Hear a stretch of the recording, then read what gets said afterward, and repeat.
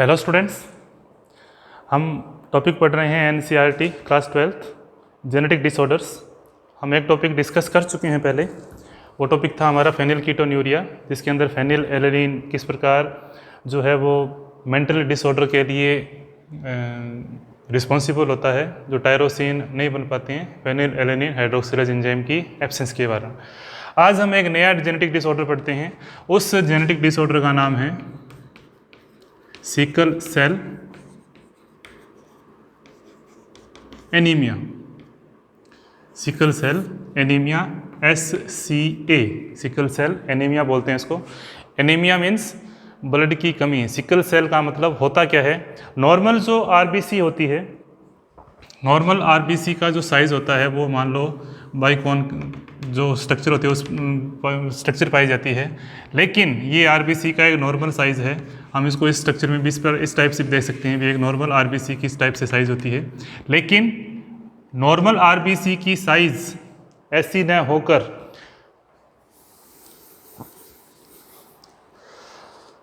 या हम इसको ऐसे कह सकते हैं, एक नॉर्मल RBC की साइज़ है वो इस टाइप से होती है, जिसको हम बोल सकते हैं RBC नॉर्मल। हम इसको गोल बना सकते हैं वैसे, लेकिन वो सेल का साइज़ जो होता है वो इस शेप में हो जाता है। सिकल मीन्स जो चारा काटने वाला दरांती जिसको बोलते हैं उसको बोलते हैं सिकल।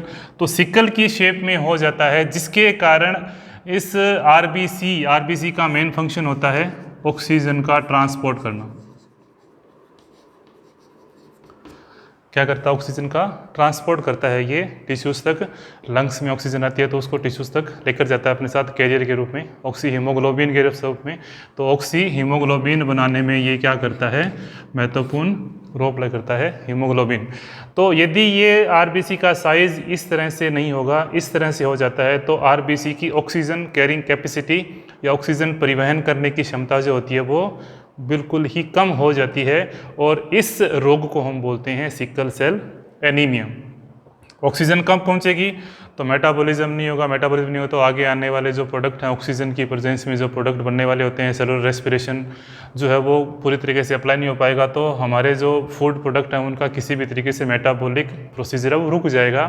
तो अनेक जो रोग हैं वो खून की कमी वाले अनेक रोग हैं जो हो जाएंगे। तो इसलिए इसको हम बोलते हैं सिकल सेल एनीमिया, क्योंकि RBC की कैरिंग कैपेसिटी बिल्कुल ही कम हो जाती है उसकी शेप के कारण। अब ये शेप होती क्यों है, बदलती क्यों है, किस कारण से ये शेप है वो बदलती है, इसका हम थोड़ा सा बैकग्राउंड में जाएं।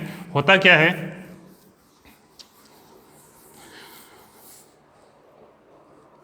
RBC में पाया जाता है हीमोग्लोबिन।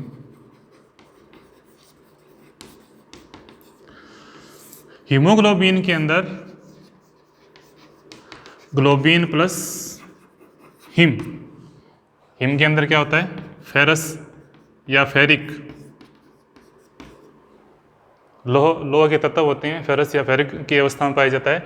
ग्लोबिन एक प्रोटीन है जिसके अंदर दो प्रकार की चेन पाई जाती है, एक अल्फा ग्लोबिन प्रोटीन और दूसरी होती है बीटा ग्लोबिन प्रोटीन। इसके अंदर होते हैं 141 अमीनो एसिड, मोस्ट इंपॉर्टेंट है, पूछा जाता है एग्जाम के अंदर। और इसके अंदर होते हैं 146 अमीनो एसिड। अब ये प्रोटीन है, प्रोटीन एक तरह का क्या है? प्रोटीन को बनाने के लिए क्या होंगे? अमीनो एसिड होंगे। अमीनो एसिड्स को कोड करने वाले क्या होंगे? सीक्वेंस होंगे।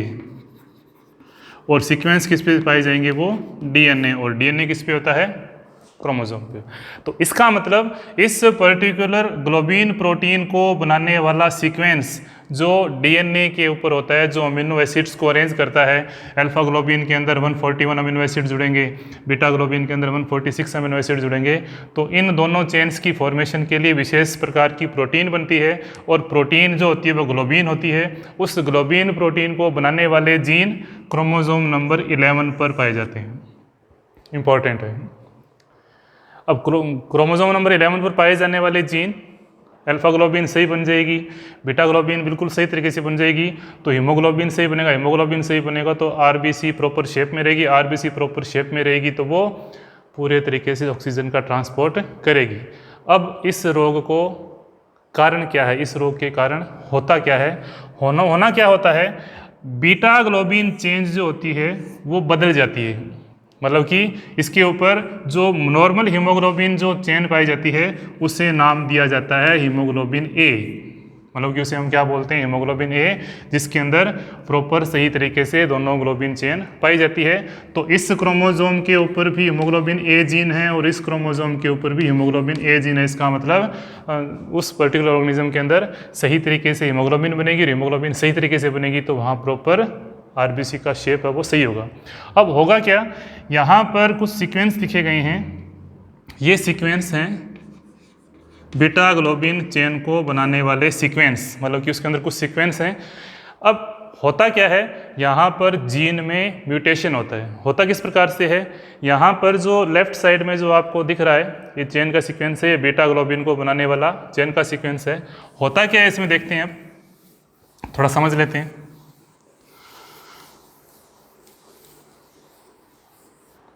क्रोमोसोम नंबर 11 पर पाए जाने वाले होमोलोगस कंडीशन में क्रोमोसोम है, दोनों क्रोमोसोम के ऊपर दोनों जीन हैं, तो बीटा ग्लोबिन क्या होगी, इस तरह से ये डीएनए का सीक्वेंस है। ये डीएनए का सीक्वेंस क्या करेगा, आरएनए बनाएगा, एमआरएनए बनाएगा। एमआरएनए यहाँ पे कौन बनाएगा, थाइमिन है, तो यहाँ पर थाइमिन के साथ कौन जुड़ेगा, एडेनिन।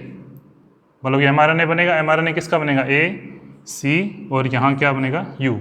यहाँ सी और एडेनिन है तो वहाँ थाइमिन जुड़ता है, थाइमिन के स्थान पर क्या जुड़ेगा, यहाँ पर यूरेसिल, यहाँ पर ग्वानिन, यहाँ पर एडेनिन और यहाँ पर ग्वानिन, यहाँ पर ग्वानिन, थाइमिन है तो यहाँ पर एडेनिन और यहाँ पर ग्वानिन।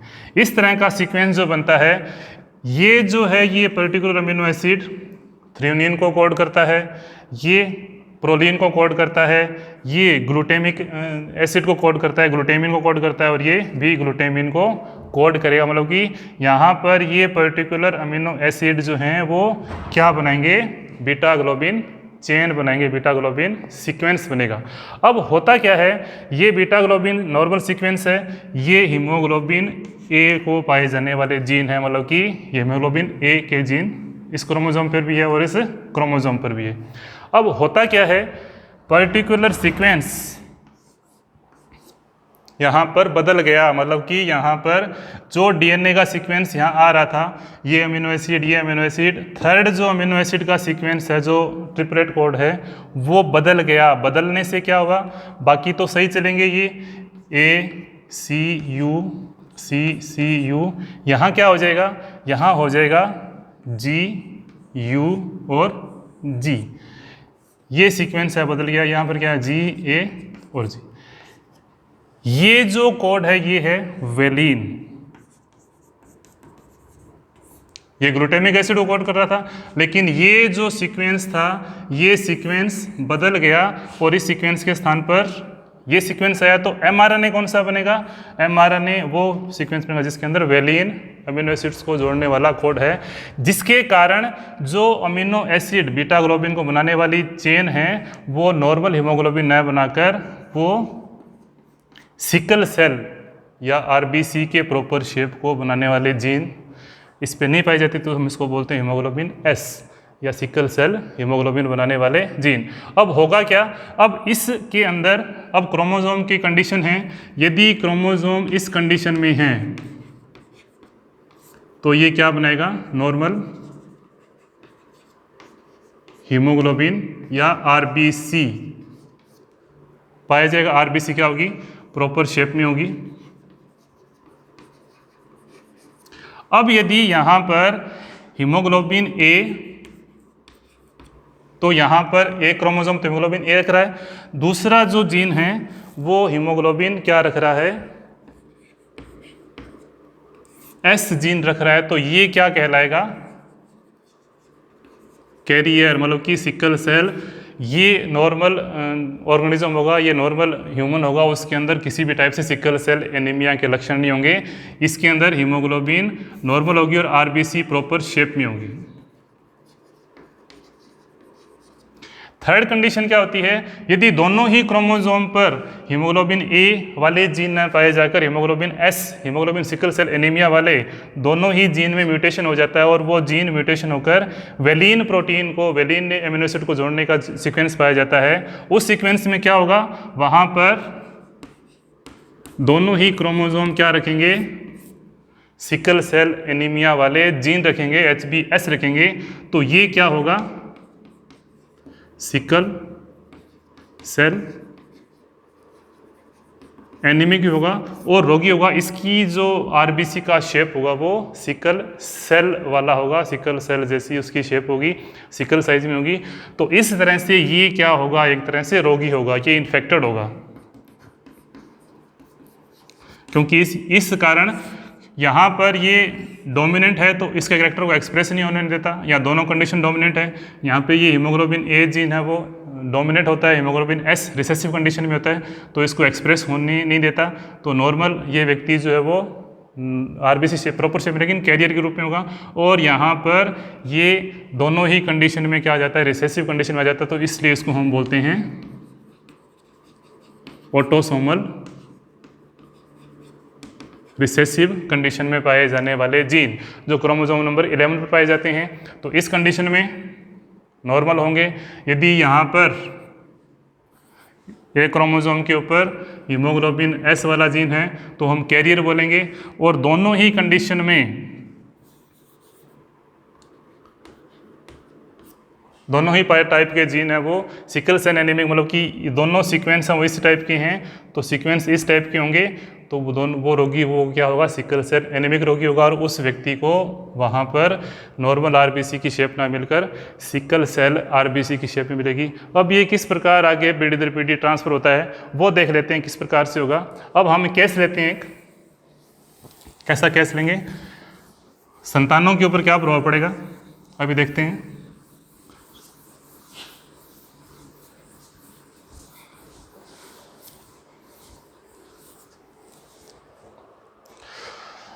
मान लो एक हीमोग्लोबिन ए, इसका मतलब ये क्या होगा, नॉर्मल।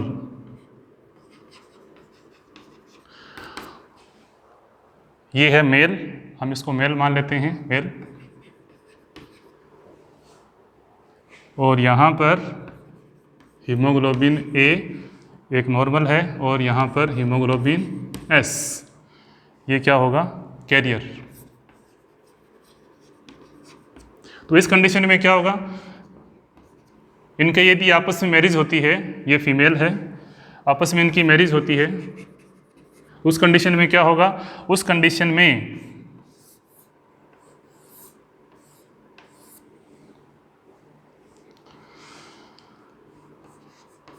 HbA नॉर्मल हीमोग्लोबिन है, नॉर्मल हीमोग्लोबिन शेप के अंदर रहेगा, जो प्रोटीन है वो आरबीसी प्रॉपर शेप में रहेगी, और यहाँ पर हीमोग्लोबिन एस। तो इनकी संतानें जो होंगी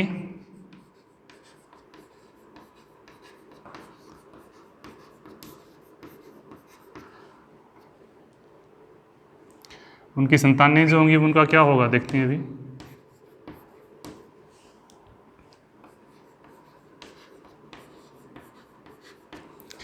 तो यहाँ पर 50% संतानें जो होंगी वो नॉर्मल होंगी और 50% संतानें जो होंगी वो कैरियर के रूप में होंगी, मतलब कि वो सिकल सेल एनीमिक रोग का वो वाहक होंगे। अब होगा क्या, अब मान लो हम एक केस और लेते हैं। यहाँ पर यदि इस कंडीशन में क्या होता है, इस किसी एक व्यक्ति का विवाह जो है वो एक कैरियर वाले से विवाह हो जाता है, एक कैरियर मेल है और कैरियर फीमेल है। उस कंडीशन में क्या होगा, मतलब कि नॉर्मल हीमोग्लोबिन उसके अंदर पाया जा रहा है लेकिन वो एज ए कैरियर, उसमें एक सिकल सेल वाले जीन है। एक क्रोमोसोम जो है वो नॉर्मल जीन रख रहा है, एक क्रोमोसोम जो है वो कौन से जीन रख रहा है, सिकल सेल एनीमिया वाले जीन रख रहा है। ये इस कंडीशन में क्रोमोसोम है। अब क्या होगा, अब यहाँ पर कंडीशन पूरी की पूरी चेंज हो जाएगी। होगा क्या देखते हैं, वापस उसी तरीके से बनाते हैं इसको।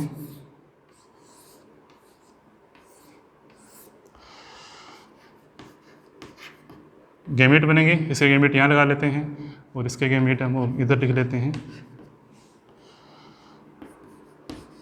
HbS होगा क्या देखते हैं अभी।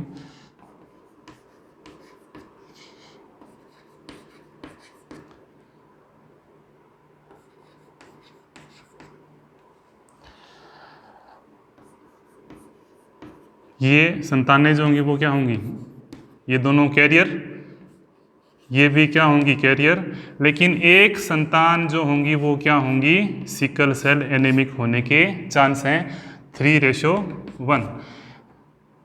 सभी संतानें कैरियर, लेकिन एक संतान जो होगी वो सिकल सेल एनीमिक होगी, उसके अंदर सिकल सेल एनीमिया के लक्षण होंगे। तो होता क्या है, प्रॉपर एक जीन का म्यूटेशन हो जाता है, मतलब कि 141 अमीनो एसिड्स को अल्फा चेन को बना रही है, 146 अमीनो एसिड्स बीटा चेन को बना रहे हैं, बीटा चेन वही बन रही है, लेकिन वहाँ चेंज क्या हुआ, वहाँ ग्लूटामिक एसिड जो अमीनो एसिड वहाँ जुड़ना चाहिए था उसको रिप्लेस किसने कर दिया, वेलिन ने। मोस्ट इंपॉर्टेंट है, ग्लूटामिक एसिड के स्थान पर बीटा चेन के अंदर जो था वो म्यूटेशन हो गया किसका, वेलिन को अमीनो एसिड्स को कॉन करने वाले सीक्वेंस की सहायता से, जिसके कारण ये सिकल सेल एनीमिया के लक्षण होते हैं। और वो आरबीसी का शेप जो होता है वो सिकल साइज में हो जाता है, जिसके कारण आरबीसी की ऑक्सीजन कैरिंग कैपेसिटी बिल्कुल लो हो जाती है और उसको सांस लेने में तकलीफ होती है और उसमें रक्त की कमी वाले लक्षण है वो दिखाई देने लगती है, इसलिए हम उसको बोलते हैं सिकल सेल एनीमिया। तो ये था हमारा एक और जेनेटिक डिसऑर्डर। नेक्स्ट वीडियो में हम नेक्स्ट और जेनेटिक डिसऑर्डर पढ़ेंगे। यहाँ पर भी क्या हो रहा है, मेंडलिज्म का लॉ लागू हो रहा है, लॉ ऑफ डोमिनेंट है, dominant condition recessive condition, dominant condition recessive condition, dominant condition में ये एक्सप्रेस नहीं होता, वो कैरियर ग्रुप में काम करता है। यहाँ पर भी क्या होगा, ये कैरियर होगा, कैरियर ग्रुप में काम कर रहा है। तो ये था sickle cell anaemia. Next topic है वो हम कलर ब्लाइंडनेस का पढ़ेंगे। इसके लिए आज के लिए इतना ही है, धन्यवाद।